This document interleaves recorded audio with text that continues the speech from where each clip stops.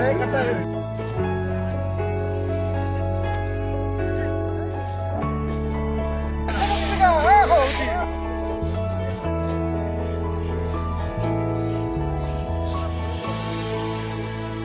জয়তে মই আমাৰ আজিৰ এই যি কৃষি সমাবাৰ যি আমাৰ এই নিউজটো কৰিব অহা সকলো সাংবাদিক বন্ধু তথা প্ৰত্যেকটা চেনেলৰ কৰ্মকৰ্তাক মই আমাৰ সমাজৰ তৰফৰ পৰা ধন্যবাদ জ্ঞাপন কৰিছোঁ।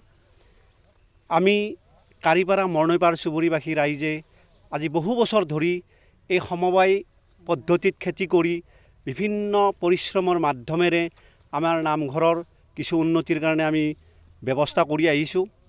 ইতিমধ্যে আমাৰ নামঘৰৰ বহু উন্নতি আমি এই পাৰিশ্ৰমিকৰ দ্বাৰাই কৰিছোঁ। আমি ৰাইজ সচেতন। আমি এতিয়ালৈকে কোনো ধৰণৰ আৰ্থিক সাহাৰ্য মানে চৰকাৰী আৰ্থিক সাহাৰ্য কোনো MLA মিনিষ্টাৰৰ আমি আজিলৈকে পোৱা নাই নামঘৰ নিৰ্মাণৰ কাৰণে। যিহেতু নামঘৰৰ বিভিন্ন খৰচ পাতি যাৱতীয় আমি এই সমাজৰ ঠিক তেনেকুৱা কৰ্মৰ যোগেদি আমি কৰি গৈছোঁ আৰু আমি একত্ৰিত হৈ আছোঁ। আমি এই সমবায়টো আমি আজিৰ নহয়, আজি বহু পুৰণি। এই পুৰণি সমবায়টো আমি সুদূৰ ভৱিষ্যতেও এনেকুৱাকৈ আমি নিশ্চয় সমাজৰ যি আমাৰ নামঘৰৰ আন্তঃগাঁথনি আমাৰ যিবোৰ কাম কাজ থাকে, এই যি আমি 2 পইচা পাম এই খেতিৰ যোগেদি, এই খেতিৰ পইচাৰে আমি কৰিম আৰু কৰি আহিছোঁ। ইতিমধ্যে আমাক বিভিন্নজনে বিভিন্ন আশ্বাস দিছে। আমাৰ বড়োলেণ্ড টেৰিটৰিয়েল কাউন্সিলৰ MCLA হওক বা বিধানসভাৰে হওক, কিন্তু আজিলৈকে আমি কোনো এটা অনুদান পোৱা নাই। কিন্তু আমাৰ ৰাইজ এক আৰু ৰাইজ ঐক্যবদ্ধ যে আমি এনেকুৱাকৈ হ'লেও আমি আমাৰ যি নামঘৰৰ আমাৰ উপাসনাস্থলী, সেই উপাসনাস্থলী আমি সদায় জিলিকাই ৰাখিম আৰু তাৰ উন্নয়ন আমি এই পৰিশ্ৰমৰ যোগেদি কৰিম। আজি আমি সকলোকে আমি এই বাৰ্তাটো দিব বিচাৰিছোঁ যে আমি এক হৈ থাকিলে যিকোনো কামে সম্ভৱ হয়। মানুহে এটা শব্দ আছে যে ৰাইজে নখ জোকাৰি লৈ নৈ বয়, আৰু আমিও এই কাৰিপাৰা মৰণৈপাৰ চুবুৰীবাসীয়ে ঠিক তেনেকুৱা ধৰণেৰে মানে কৰিবৰ কাৰণে প্ৰচেষ্টা কৰিছোঁ। আৰু এইখিনি কৈয়ে মোৰ ক'বলগীয়া সামৰিছোঁ। ধন্যবাদ। আমি এতিয়া বৰ্তমান 14.5 বিঘা মাটি খেতি কৰিছোঁ। আমি ধান প্ৰতি বছৰে 200ৰ ওপৰত পাওঁ, এইটো অনুমানিক ক'ব নোৱাৰিম। কিন্তু এইবাৰ জলসিঞ্চন ব্যৱস্থা বেয়া হেতুকে আমাৰ তাত এটা বান্ধ আছে। সেই বান্ধটো চৰকাৰৰ ভেকু ভাওনাৰ কাৰণে প্ৰত্যেক বছৰে বাৰিষা অহাৰ লগে লগে মানে উটুৱাই লৈ যায়। এইবাৰ গোটেই এই পথাৰখনত জলসিঞ্চন ব্যৱস্থা নথকা হেতুকে খেতি আপোনালোকে দেখিছে খুবেই মাৰ খাইছোঁ, মানে খুব মানে কমজোৰ হৈছে। আৰু আমি প্ৰত্যেক বছৰে ভাল ধানে পাই আহিছিলোঁ, কিন্তু এইবাৰ সেই জলসিঞ্চন ব্যৱস্থাটো এটা ভেকু ভাওনাস্থলীত। বান্ধটোৰ নামটো ঠিক এই মহৰীপাৰা নাথচুবুৰী বান্ধ, মহৰীপাৰা নাথচুবুৰী বান্ধ। এই বান্ধটো থাকিলে এই পথাৰ আজি ইয়াত মানে আপোনালোকে হয়তো ক'ব লাগিল হয় কি ধান হৈছে, কিন্তু যোৱা বেলি আমাৰ বান্ধটো আছিল। আমাৰ চেয়াৰমেনে কিবা অলপ পইচা খৰচ কৰি দিছিল, কিন্তু এই বছৰ সেই বান্ধটো উটুৱাই লৈ গ'ল। কিন্তু উটুৱাই নিয়াৰ ফলত পথাৰখনে কোনো জলসিঞ্চন ব্যৱস্থা নথকাতে গোটেই পথাৰখনতে মানে এই ব্যৱস্থাটো মানে ধানৰ খেতি গোটেই আমি অকল সমাজেই নহয় গোটেই পথাৰখনতে শস্য বেয়া হৈছে। কিন্তু বেয়া হ'লেও আমি নিশ্চয় এইবাৰো 220-230 মান ধান পাম বুলি আমি আশাবাদী, আৰু সেই পইচাৰে আমি নিশ্চয় আমাৰ উন্নয়নৰ কামত সৎব্যৱহাৰ কৰিম। এতিয়ালৈকে আমাৰ 9 বিঘা কাটা হ'ল আৰু আমাৰ 4.5 বিঘা মাটি 5.5 বিঘা মাটি কাটিব আছে। এইখিনি আছে, সেইখিনি আছে, এইখিনি কাটিবলৈকে বাকী আছে। আমাৰ খাদ্য পানীৰ ব্যৱস্থা ইয়াতে কৰিছোঁ, আৰু আমি গোটেইবিলাকে একলগ হৈ আজি নোৱা খোৱাৰ টাইপতে আজি আঘোণ মাহৰ প্ৰত্যেকৰ আমাৰ অসমীয়া ধৰ্মৰ এটা আছে নোৱা খোৱা। এই নোৱা খোৱা পদ্ধতিৰে আমি আজি পথাৰতে একেলগে সকলোৱে মিলি এসাঁজ খাম। কৃষি বিভাগৰ গ্ৰাম সেৱক আপোনালোকে চিনি পায় নে নাপায়?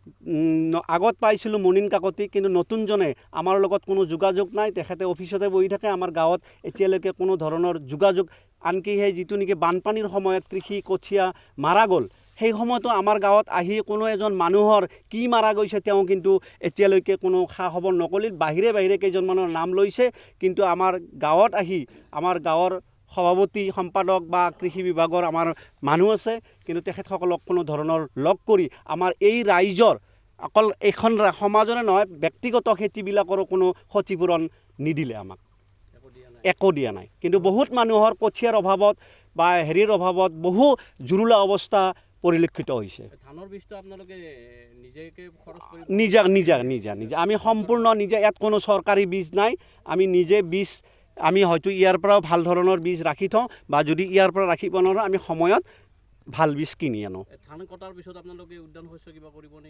উদ্যান শস্য কৰাৰ এটা পৰিকল্পনা আছে। আমি সৰিয়হ খেতি নিশ্চয় ধান কাটাৰ পিছতে আমি মোৰ ট্ৰেক্টৰেৰে আমি এইবিলাক বাই আমি সৰিয়হ খেতি কৰাৰ এটা পৰিকল্পনা কৰি থকা হৈছে। কৃষি বিভাগৰ লগত যোগাযোগ কৰা নাই? কৃষি বিভাগে মই ক'লোৱে দেখোঁ, আগত মনিন কাকতি থাকোঁতে অলপমান যোগাযোগ আছিল, কিন্তু নতুন এজন আহিছে, মই এতিয়ালৈকে মই চিনিয়ে পোৱা নাই। এতিয়াতো মৰাণৰ পাৰ চুবা আমি প্ৰায় 95 ঘৰ মানুহ আছোঁ ইয়াতে। 95 ঘৰ মানুহৰ আগতে কিন্তু 11 ঘৰ মানুহ আছিল। এই 11 ঘৰেৰে যি আমাৰ ৰাইজৰ সমবায় বা মন্দিৰ নিৰ্মাণ কৰিছিল, কাৰিপাৰা গোপীনাথ মন্দিৰ, তাৰ পৰা পালি পোহা গঢ়ি এতিয়া মানে আমাৰ 95 ঘৰ মানুহ, গোটেইখিনি খেতিয়ক মানুহ। প্ৰায় 4-5জন খেতিয়ক আছে, ছাত্ৰ মানে চাকৰিয়াল আছে যদিও তেওঁলোকৰো পানী ধান নচৰা, কাৰণ তেওঁলোকৰ যি কৃষি যোৱা বছৰ কৰিলে বেহাৰ কৰি সৰিয়হ কৰি চববিলাকে ঠগ খাইছে, কাৰণ মানে সাৰৰ যিটো ডুপ্লিকেট আছিল যোৱা বছৰ। এইবাৰো আমাৰ বানপানী সময়ত বানপানী খালে কঠীয়াবিলাক, তাৰপিছত যিখিনি মানে আমি ৰোৱন বন কৰিলোঁ, খৰ খালে, খৰ খোৱাৰ পিছত মানে সাংঘাতিক অৱস্থা বেয়া হৈছে। আপোনালোকে নিজে দেখিছে আমাৰ পথাৰবিলাক কিন্তু মানে চন পৰাৰ নিচিনা হৈছে। তাৰপিছত ধানৰ যিটো দাম, এই সময়ত ধানৰ দাম উঠিছে, কিন্তু আমাৰ যি ধান মানে ৰাইজে উৎপাদন কৰে, এই ধানবিলাক উৎপাদন কৰাৰ পিছতো কিন্তু যিটো মানে চৰকাৰীভাৱে মানে ক্ৰয় কৰে, এই ক্ৰয় কৰাৰ ক্ষেত্ৰতো কিন্তু যোৱা বছৰ আমি বেমেজালি দেখিছোঁ। এইবাৰ কি হয় নাজানো এতিয়ালৈকে। গতিকে আমি আশা ৰাখিছোঁ, আমি কাৰিপাৰা মৰণপাৰ বিষয়ে ৰাখি ৰাইজে অদূৰ ভৱিষ্যতেও এই আমাৰ ককা আতাহঁতৰ দিনৰ আমাৰ যি সমবায়, এই সমবায়টো যদি আমি ৰক্ষা কৰিব পাৰোঁ আৰু আমাৰ গাঁৱৰ উন্নতি কৰিব পাৰোঁ, আমাৰ মন্দিৰটো, আমাৰ গাঁওখন, সমাজখন ঐক্যবদ্ধভাৱে থাকিব পাৰোঁ, এইখিনি আমি আশা কৰি আপোনালোকক ধন্যবাদ জনাইছোঁ। পথাৰ পৰিচালনা সমিতি আছেনে আপোনালোকৰ? পথাৰ পৰিচালনা সমিতি আগত আছিল, কিন্তু এতিয়ালৈকে এতিয়া নাই। এইটো পথাৰ পৰিচালনা সমিতি আছে কিন্তু নিষ্ক্ৰিয়। তেওঁলোকৰ কোনো ধৰণৰ এইটো মানে ফাংচন নাই। আমি তেনেধৰণৰ কোনো সুযোগ পোৱা নাই। অন্য ঠাইবিলাকত গম পাওঁ যে সৰিয়হ, বেহা, কিবা আলু, গম এইবিলাক পায়, কিন্তু আমাৰ যোৱা বছৰো আমাৰে বহুত যোৱা বছৰ বানপানী হৈছিল, কঠীয়া চববিলাক মাৰি লৈ গ'ল। মনিন্দ্ৰ কাকতি বুলি নহয়, পথাৰ পৰিচালনা সমিতি আৰু কৃষি বিভাগে আমাৰ ফটো লৈ গৈছিল, নাম লিখি লৈ গৈছিল, কিন্তু আমি কোনো ধৰণৰ 1 টকাও আমি নাপালোঁ। যে শস্য মানে বীমা আঁচনি আমাৰ ইয়াতে, কিন্তু শস্য বীমা আঁচনি কিন্তু এতিয়ালৈকে চালু হোৱা নাই। কেনেকুৱা লাগিছে মানে মন্দিৰটোৰ নাম ক'ব, সমবায়টোৰ নাম ক'ব? নমস্কাৰ, জয়তে আপোনালোকলৈ মই ৰঙালী বিহুৰ নতুন বছৰৰ শুভেচ্ছা আৰু ভোগালী বিহুৰ শুভেচ্ছা জনালোঁ। আমি আমাৰ কাৰিপাৰা মৰণপাৰ চুবুৰী ৰাইজে প্ৰায় 95 ঘৰ আমি মানুহ আছোঁ, আৰু প্ৰত্যেকে আমি প্ৰতি বছৰে এইদৰে আমি উলহ মালহেৰে খেতি কৰোঁ। আৰু বাৰিষা মহিলাসকলে নিজে আহি আমাৰ ইয়াতে ভূঁই ৰুৱে, আৰু এই ধান চপাবৰ সময়ত আমাৰ প্ৰতিজন পুৰুষে আহি ধান চপাই, আমি ইয়াত ভোজ ভাত খাওঁ একেলগে মিলি। আমাৰ এইটো আনন্দৰ উৎসৱ বুলি আমি ধৰি লৈছোঁ। ইয়াত আমাৰ ৰাইজৰ ইনকামো হয়। আমি এই পইচাৰে আমি ৰাজ্যখন পৰিচালনা কৰাত আমাৰ সুবিধা হয়, আৰু আমি এটা যেন আমাৰ উৎসৱ, এইটো আমাৰ ধান কটা উৎসৱ বা নখা উৎসৱ যেনেকুৱা থাকে, ঠিক আমি প্ৰতি বছৰে আমি উলহ মালহেৰে এই উৎসৱটি পালন কৰি আমি এনেকৈ খেতি কৰি আহিছোঁ, আৰু অদূৰ ভৱিষ্যতেও আমি একতাৰ দোলেৰে বান্ধ খাই যাতে খেতি কৰি থাকিব পাৰোঁ, সেইবাবে মই মানে আগন্তুক প্ৰজন্মকো মই